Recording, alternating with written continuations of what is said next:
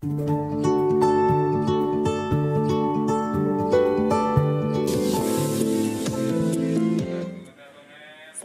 warahmatullahi wabarakatuh. Selamat sore menjelang malam pemirsa. Dimanapun Anda berada, senang sekali.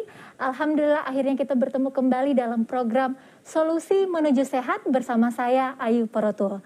Seperti biasa pemirsa, selama 1 jam ke depan kita akan berbagi informasi, berdiskusi dengan narasumber kita dengan topik kita hari ini mengenai pola makan sehat, menjadikan hidup yang lebih sehat tentunya. Sudah ada bersama kita di studio narasumber kita Dr. Muhammad Idam Rahman MHPE yang juga merupakan dosen Fakultas Kedokteran di UNISA dan juga dokter yang bertugas di Bulan Sabit Merah Indonesia. Kita sapa dulu pemirsa.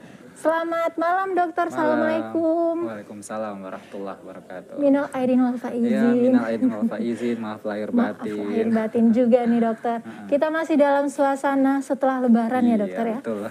Kalau setelah lebaran begini kayaknya memang pas sekali untuk membicarakan pola makan gitu ya.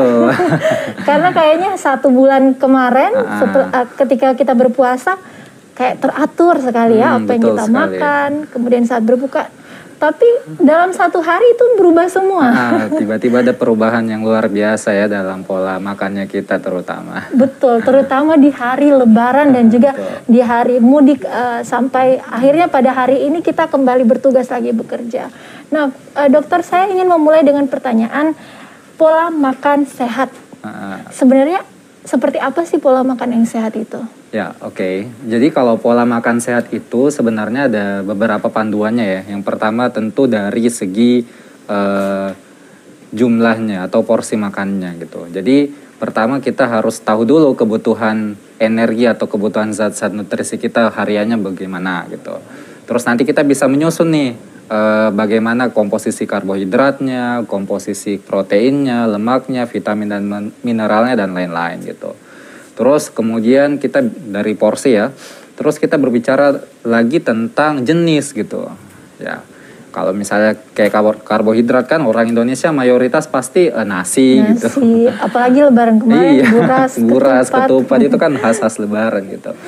Nah, terus nanti ada beberapa pilihan kalau protein kan ada mulai dari ikan, seafood dan sebagainya. Terus kalau lemak ya banyak sih, bisa dari minyak, bisa dari daging-daging juga itu ada komposisi lemaknya. Dan yang paling penting tentu adalah sayur dan buah tentunya gitu. Jadi pertama dari segi porsi atau komposisi. Kemudian yang kedua itu komposisinya ya atau jenisnya. Kemudian itu waktu gitu, waktu makannya gitu. Ya biar komposisinya bagus, tapi kalau dimakan terus nih nggak berhenti makan juga akhirnya bisa menjadi penyakit gitu. Atau jarang sekali makan kan juga menjadi penyakit seperti itu. Ya kalau normalnya ya biasanya kan pola diet hariannya kita itu ya makan itu mungkin 3 kali sehari gitu. Pagi, siang, malam. Terus di antara makan-makan itu ada selingan gitu. Antara makan pagi atau sarapan dengan makan siang ada selingannya. Siang ke malam juga ada selingannya. Ya saya pikir itu yang patron utama sih 3 hal itu, mulai dari porsinya, mulai dari jenisnya dan juga jadwalnya seperti itu. Nah kita tadi sudah mendapat sedikit gambaran begitu pemirsa, sudah dijelaskan oleh dokter Idam seperti itu. Nah dokter, dari sewaktu kita kecil ya sampai mungkin sekarang pun kita mengetahui slogan 4 sehat 5 sempurna. Namun ternyata pada beberapa tahun terakhir itu sudah diubah menjadi gizi seimbang. Pedoman gizi seimbang atau PGS ya dokter ya. Sebenarnya apa sih yang membedakan antara slogan yang kayaknya kita tumbuh dengan slogan itu pemirsa, dan lalu Ikatan Dokter Indonesia mengubahnya seperti itu. Apa yang berbeda dokter? Ya, memang sih dulu kita punya bahasa mungkin panduan ya yang mudah untuk masyarakat ingat, 4 sehat 5 sempurna gitu. Jadi ada karbohidratnya, lemak, protein, sayur buah dilengkapi dengan susu gitu. Namun pada ya namanya ilmu kedokteran kan pasti ada perkembangan gitu. Sehingga ternyata bukan tentang 4 sehat 5 sempurna yang kemudian menjadi utama, tetapi adalah gizi seimbangnya yang kemudian itu harus ada. Meskipun misalnya tidak minum susu, tapi kemudian dalam menu hariannya sudah ada lemak dan proteinnya, ya itu tidak mengapa gitu. Jadi memang dibuatlah slogan atau hal-hal yang baru untuk kemudian mengedukasi masyarakatnya dengan menerapkan pola gizi seimbang ya, seperti itu. Jadi memang ada perkembangan dan juga untuk kebaikan masyarakat agar mudah dikenali atau diingat, seperti itu. Oke, berarti minum susu sebelum tidur itu dalam arti kata mitos ya dokter ya, tidak harus wajib seperti itu. Ya, jadi tidak harus wajib. Kalau misalnya kita dalam sehari udah banyak minum susu, kalau minum lagi di malam hari ya khawatirnya itu malah bukannya untuk menjadi bahan-bahan pembangun tubuh, tapi nanti malah menjadi timbunan lemak misalnya gitu kan. Nah, dikhawatirkan seperti itu gitu. Oke, nah pemirsa, tadi kita sudah membahas, dokter sudah membahas bahwa yang paling penting untuk diperhatikan adalah porsi, komposisi, dan waktu makan. Nah, kita masuk untuk membahas masing-masing nih dokter. Porsi seperti apa sebenarnya yang dikatakan porsi yang sehat, lalu komposisi apa saja, dan juga waktu makan yang sesuai. Oke, pertama dari segi porsi ya, tentu kita harus pertama mengetahui ya kebutuhan energi hariannya kita ya. Anggaplah orang lelaki dewasa itu rata-rata 2100 sampai 2600 ya kilokalori per hari ya. Itu dibagi menjadi 3 porsi makanan utama, dimana komposisinya itu kalau misalnya kita ya, kalau gampang ya, piring sehatku yang dari Kemenkes itu, kalau anggaplah ibarat 1 piring itu kita bagi 1/2-nya itu untuk misalnya sayur dan buah gitu, terus 1/4-nya itu makanan pokok utama, nasi misalnya ya, terus sisanya itu ya dibagi lauk pauknya dari protein dan juga lemaknya. Jadi kalau kita lihat komposisinya memang itu setengah dari porsi piring kita itu sebaiknya memang diisi oleh sayur dan juga buah-buah seperti itu. Nasinya hanya 1/4, lauk-lauknya juga 1/4 aja gitu. Terbalik berarti ya dokter ya, orang Indonesia kayaknya bukan cuma setengah, 3/4 bahkan sampai membumbung. Atau gini, memang ada yang ideal tapi 2 piringnya, 1 piring untuk nasi gitu. Itu gitu. Kalau kondangan dokter. Nah, gitu. Kemudian setengah piring adalah sayur dan buah, dalam arti serat dan vitamin begitu ya. Iya betul, itu yang paling utama gitu.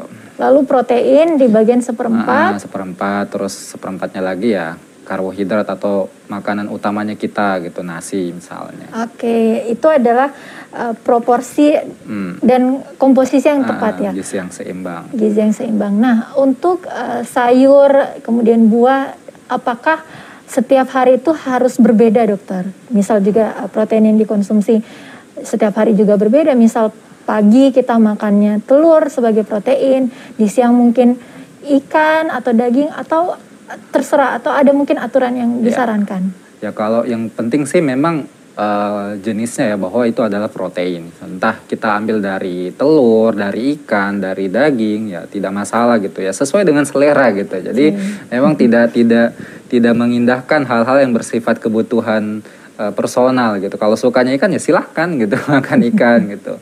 Kalau mau divariasikan lebih bagus lagi supaya pasti nggak bosen kan dengan makanannya gitu. Cuma tadi kalau disinggung tentang sayur buah, memang sih aturannya itu kalau bisa sih ada 5 warna ya.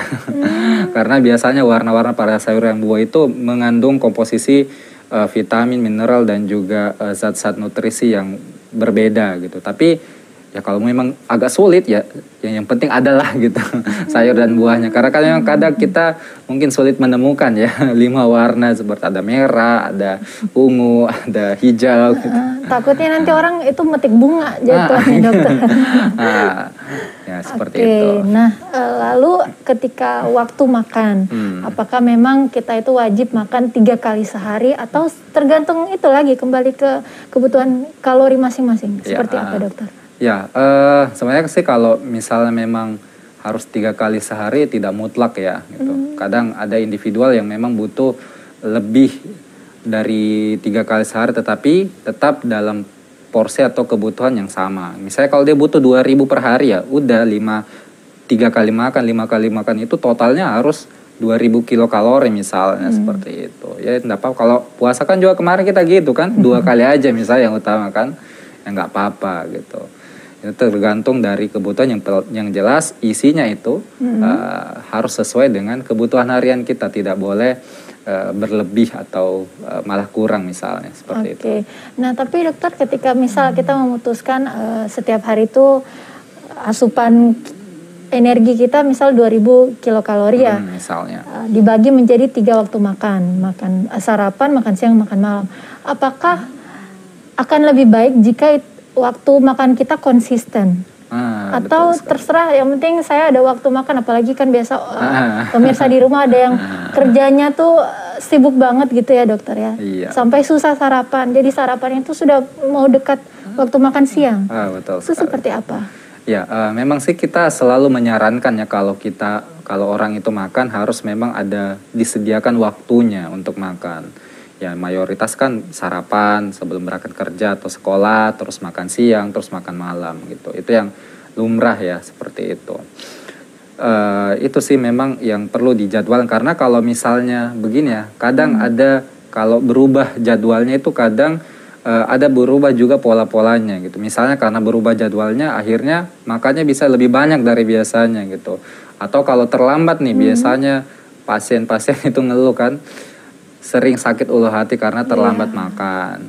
Karena kalau kita sudah setting tubuh kita misalnya sering makan siang misalnya jam 12 atau jam 1, maka memang tubuh kita itu secara normal sebelum jam 1 itu sudah mengeluarkan cairan asam lambung ya untuk mencerna gitu.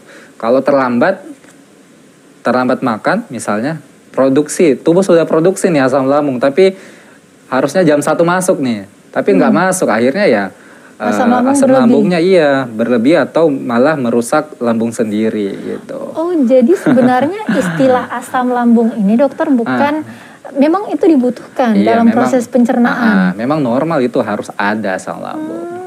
Karena kan kita kan di mulut itu dicerna secara mekanik ya. Maksudnya dari yang teksturnya padat menjadi lebih kecil, terus nanti di lambung dan seterusnya kan dicerna secara kimiawi, secara mekanik juga gitu. Jadi dikeluarkan zat-zat untuk mencerna itu. Jadinya zat-zatnya itu memang terpisah atau sudah menjadi lebih sederhana agar siap diserap oleh tubuh gitu. Oke, berarti kemudian menjadi masalah jika itu dilambat-lambatin begitu ya dokter ya. Jadi kalau memang sengaja atau sudah menjadi habit ya, sering terlambat itu pasti akan menimbulkan masalah kesehatan di kemudian hari gitu. Oke, kalau sering terlambat akan menjadi masalah kesehatan sekali. Pemirsa. Dan juga kalau proporsinya terlalu berlebihan juga akan jadi masalah dokter ya. Betul.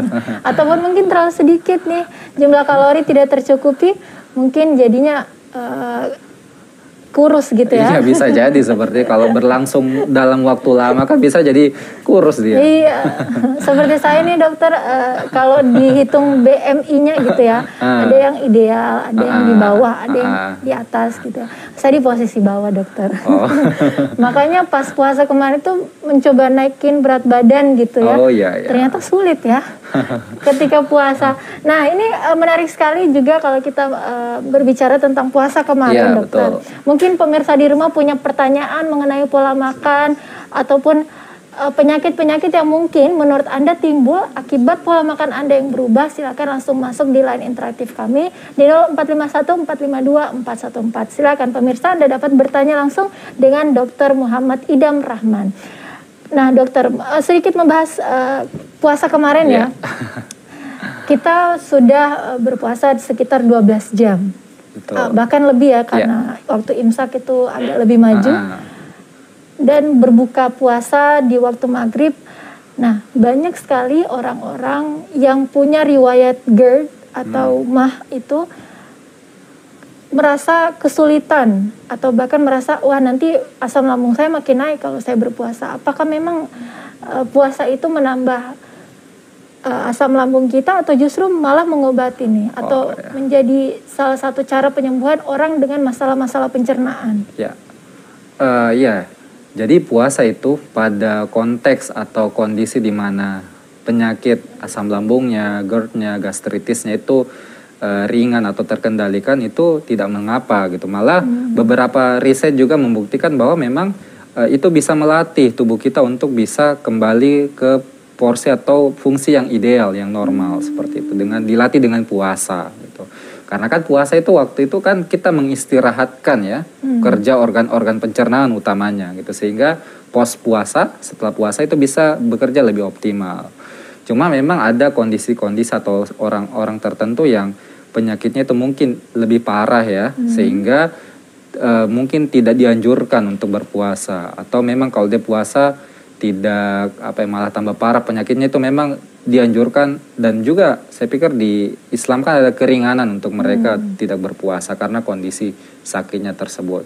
Tapi secara umum sih puasa banyak penelitian yang sudah membuktikan bahwa itu bermanfaat untuk kesehatan, apalagi bahkan beberapa pasien saya juga nih ya pengalaman itu yang memang punya riwayat mah atau asam lambung, itu ketika bulan Ramadan kemarin malah merasa lebih sehat. Iya, maksudnya keluhan-keluhan pencernanya itu tidak muncul karena memang kondisi psikisnya itu lebih stabil, lebih endorfinnya tinggi sehingga optimal kerjanya. Stresornya juga berkurang gitu karena puasa kan. Ya karena kita tahu ya asam lambung juga salah satu pemicunya dia keluar itu adalah stres tubuh atau pikiran, itu juga bisa keluar gitu. Ya seperti itulah. Jadi insya Allah puasa itu bermanfaat, tetapi bagi orang yang memang ada sakitnya yang tidak boleh untuk berpuasa, sebaiknya memang mengikuti anjuran dokter untuk tidak berpuasa atau menggantinya dengan yang lain seperti itu. Oke. Nah dokter, biasanya nih puasanya udah bagus ya. Tapi ketika berbuka puasanya nih yang wow, semua pengen dimakan. Iya. Yang biasa dianjurkan berbuka dengan air, biasanya langsung es buah. Atau apa saja yang rupa-rupa warnanya itu dicoba semua. Semua dicoba ya. Itu bagaimana dokter dalam pandangan ilmu kesehatan? Iya, kalau pandangan kesehatan sih kalau kita berbuka puasa ya, apalagi waktu Ramadan, itu memang jangan langsung tiba-tiba diisi semuanya gitu. Maka kan anjurannya gitu ya, untuk menghilangkan lapar dan dahaganya dulu gitu. Bisa dengan air putih, bisa dengan buah-buahan, kurma misalnya ya paling sering itu, atau makanan-makanan ringan lainnya. Tujuannya adalah untuk mengembalikan energi dan menghilangkan dahaganya dulu. Nanti biarkan, beri kesempatan tubuh itu untuk kemudian bisa mencerna yang lebih berat lagi di beberapa waktu berikutnya. Gitu. Dalam arti diberi jeda waktu begitu ya? Harus ada jeda waktu. Dikhawatirkan juga kalau tiba-tiba langsung terisi penuh, malah kita jadinya satu kekenyangan dan akhirnya ngantuk gitu. Jadi pada saat mau beribadah misalnya sholat isya, sholat tarawih, itu akhirnya tidak optimal karena merasa sudah ngantuk atau ya tidak optimal lagi gitu. Iya. Bahkan dokter, beberapa orang yang saya kenal begitu ya, justru mereka ketika berbuka puasa langsung makan banyak, itu malah ada jadi sakit perut atau mahnya tiba-tiba muncul. Memang ada korelasinya ya dokter? Ya bisa jadi sih seperti itu, karena ada muatan atau beban yang berlebihan tiba-tiba gitu. Mereka kan lagi parkir nih, organ pencernaannya lagi istirahat, tiba-tiba dibangun, makan semua nih. Aduh, kaget. Karena sih kaget ya? Bisa jadi seperti itu gitu.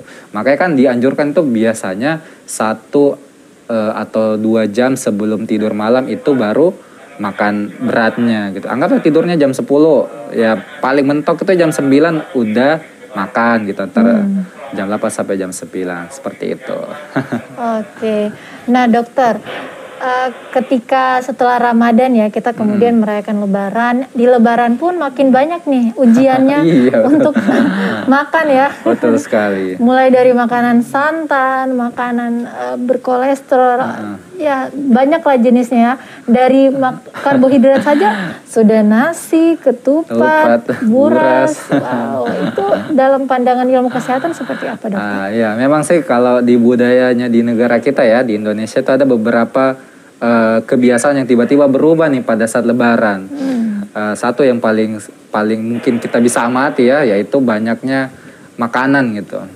Jadi kita makan itu bukan karena lapar lagi, tapi karena ada terus makanan gitu. Jadi makan terus gitu. Apalagi makanannya memang ya lezat-lezat semua. Enak semua dokter. Ya itu, jadi ada tiba-tiba menu di rumah kita atau di tempat-tempat aktivitas kita itu yang berlimpah sehingga memicu orang itu untuk cenderung makan terus gitu. Akhirnya berlebihan.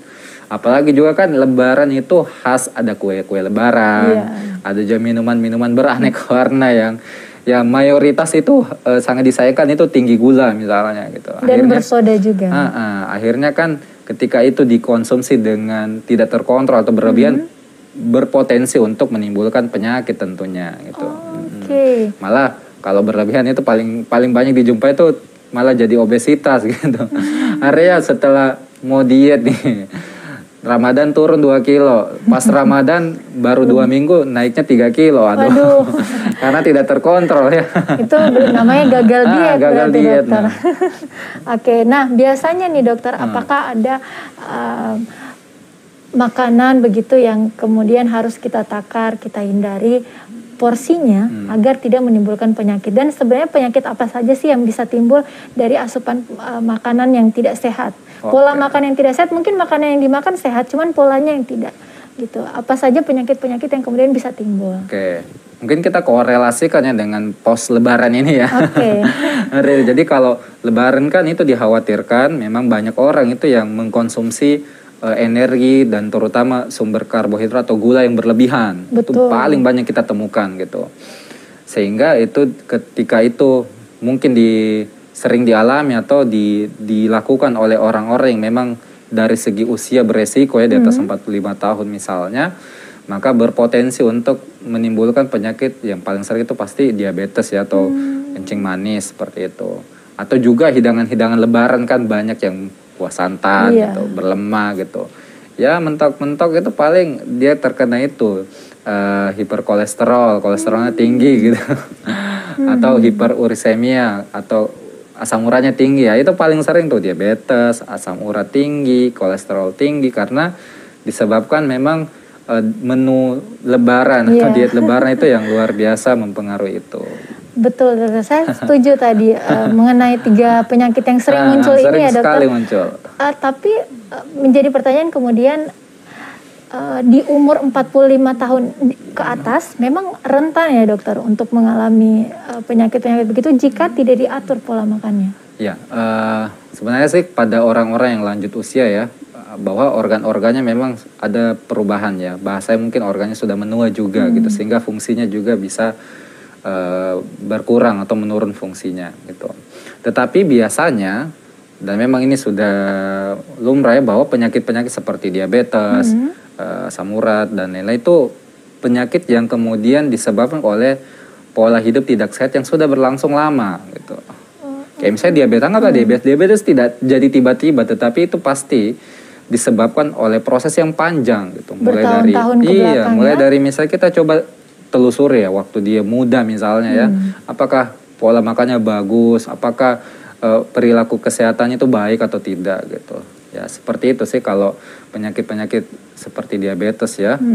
Tapi kalau misalnya penyakit-penyakit kolesterol tinggi, asam urat bisa jadi juga penyebab lampau atau memang pola hidup yang tiba-tiba tidak sehat dalam waktu singkat misalnya, sehingga muncul keluhan-keluhan terkait hal tersebut gitu. Oke, berarti memang sangat berpotensi begitu ya menjadi penyakit ketika waktu Lebaran kemarin mungkin di rumah pemirsa Anda begitu kalap melihat makanan yang tersajikan ya.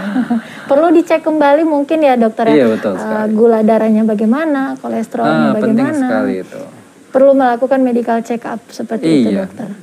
Ya memang sih kita kalau memungkinkan ya disarankan untuk melakukan pemeriksaan gitu. Ya paling sederhana pemeriksaan kimia darah ya, kayak gula darahnya, lemak darahnya gimana gitu.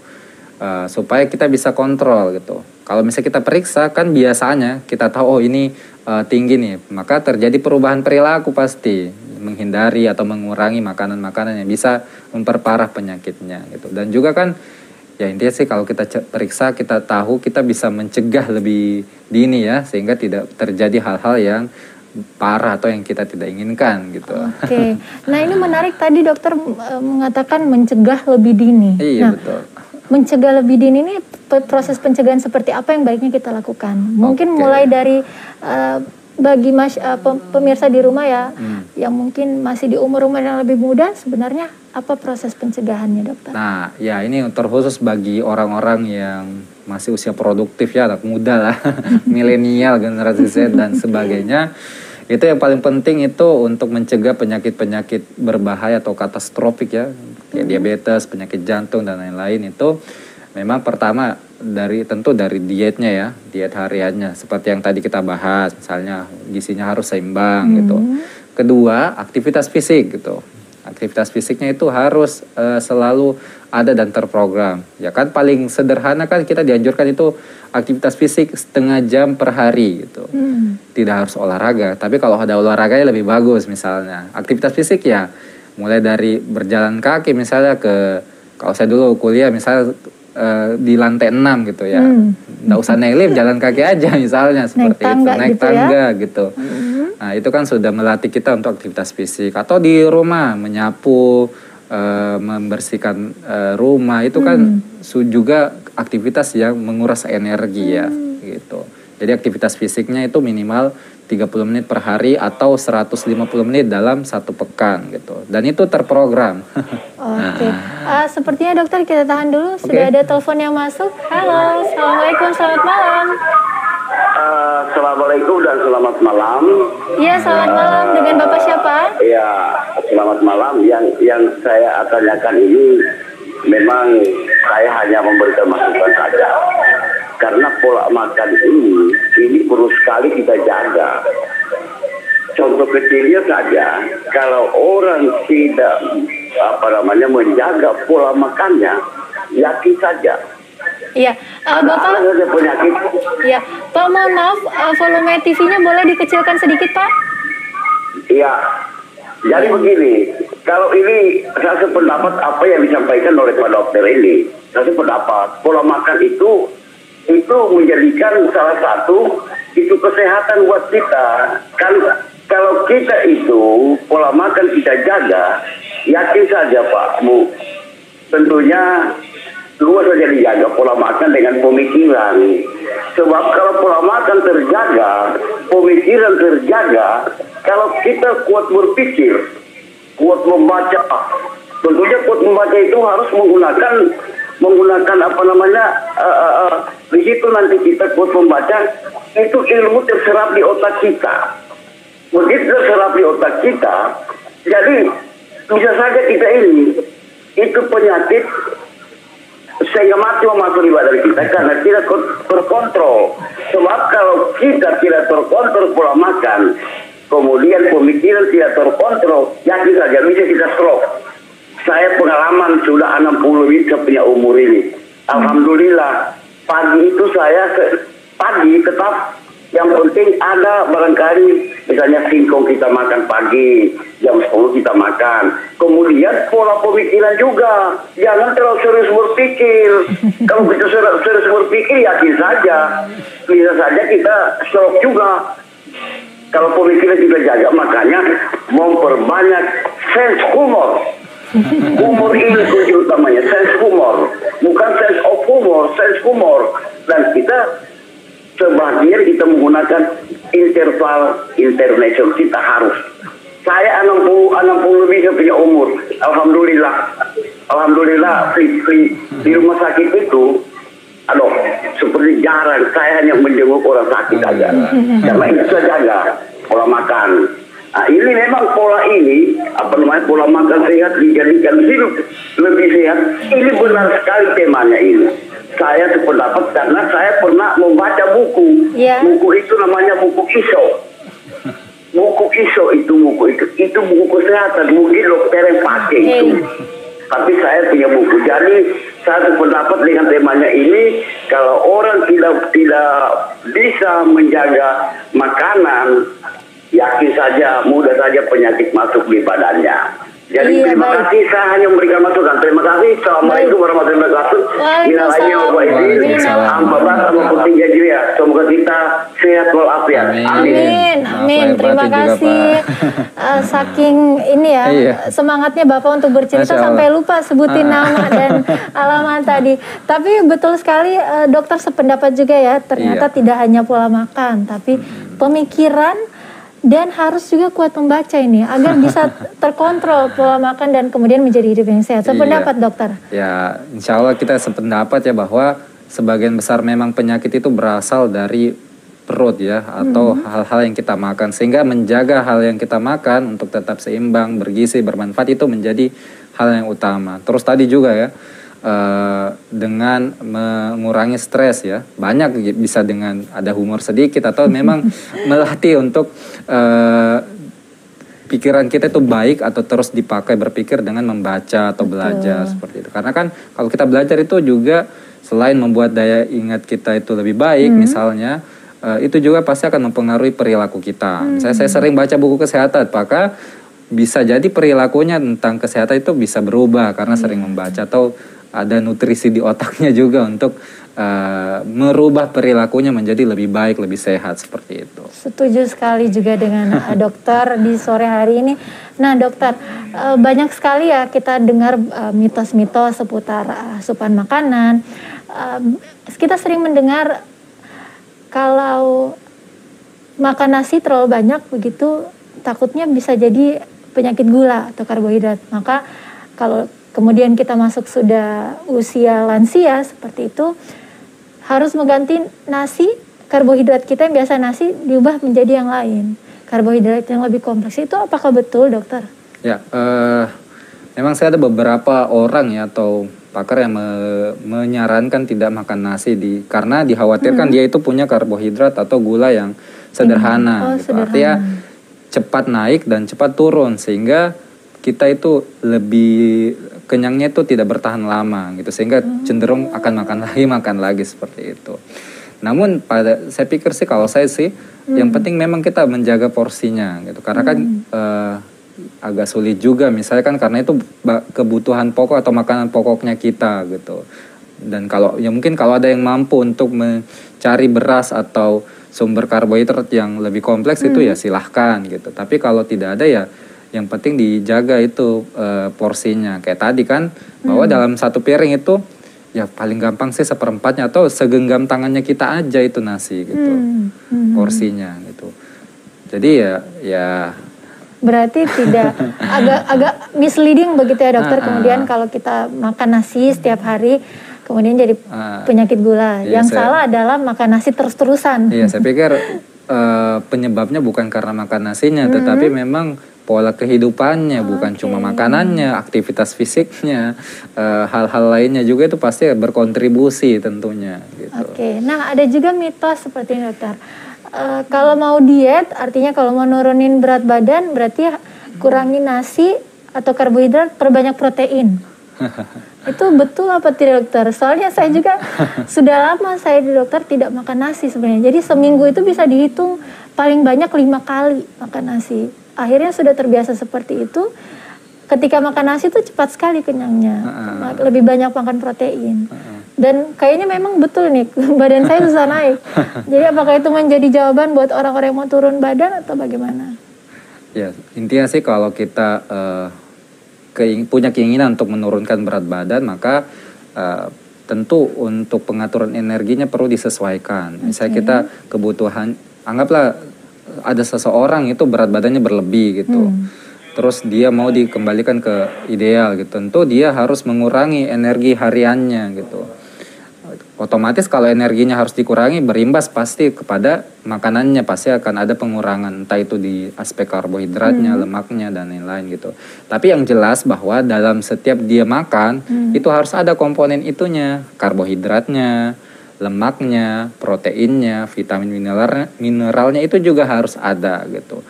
Terserah dari mana sumbernya ya. Yang jelas itu harus ada dan seimbang gitu.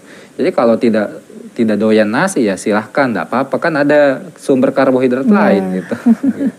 Oke, berarti kata kuncinya seimbang. Seimbang dilihat dari porsi, komposisi dan waktu makan. Waktu makannya, insyaallah. Oke, nah dokter masih mitos terkait mitos-mitos nih ya. Nggak apa-apa nih. Banyak banget seru dititipin. Nih mitos. Betul mitos. Nah biasanya kalau kemarin lagi kita ulas sedikit Lebaran, kenapa ada orang yang minuman yang bersoda sedikit itu tiba-tiba rasanya sudah tidak enak. Ada yang satu hari itu pasiar kemana-mana minum soda masih aman-aman saja. Sebenarnya masalah itu di mananya dokter?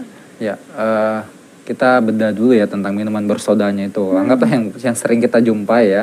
Itu kalau kita lihat komposisinya kan paling banyak itu karbohidratnya ada sekitar 25 sampai 27 gram ya. Itu terus sisanya itu natrium atau garam-garaman ya. Itu yang lainnya tidak ada gitu. Nah, kalau misalnya ada orang yang tidak tahan, mungkin saja dia tidak tahan dari segi apa ya? Kan dia karbohidratnya banyak, kompleks gitu. Ketika masuk itu tiba-tiba lonjak gitu. Melonjak gula darahnya sehingga itu menimbulkan sensasi yang kurang nyaman bagi dia atau sensasi kenyang misalnya. Bisa jadi begitu gitu. Atau memang dari segi itu karena kan minuman bersoda bersifat asam ya. Kalau misalnya dia punya riwayat asam lambung atau kondisinya memang tidak cocok dengan minuman berasam, maka itu mungkin bisa membuat dia itu tidak suka atau tidak nyaman. Tapi ada juga orang kan yang ya minum berapapun itu tidak masalah gitu. Mungkin tubuhnya bisa mentoleransi asupan itu, tapi ya ingat bahwa itu seperti ya jangan dibiarkan terus-menerus gitu. Pasti akan bisa menimbulkan penyakit di kemudian hari gitu. Karena bersoda itu ya itu kita ya kalau saya hitung-hitung sih seperti menengguk air gula 2 sendok makan aja sebenarnya itu. Padahal kan kita maksimal itu kebutuhan gulanya kita tuh kalau WHO bilang itu sekitar 50 gram per hari atau ya maksimal 4 sendok makan aja per hari gitu. Tapi itu kan sudah kita dapat dari makanan pokoknya kita misalnya kan, nasinya kita kan karbohidrat gitu. Kalau kita tambahin lagi dengan minuman bersoda, wah itu lebih berlebihan. Khawatirnya ya kayak gitu bisa menimbulkan penyakit di kemudian hari karena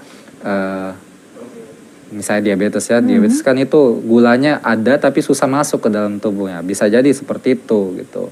Kalau dibiarkan dalam waktu lama. Terus gulanya banyak tapi tubuhnya itu tidak mau memasukkan gula ke dalam tubuhnya gitu. Karena sudah rusak organ-organ atau reseptor-reseptor yang membuat dia masuk ke dalam tubuh gitu. Karena berlebihan sekali gitu.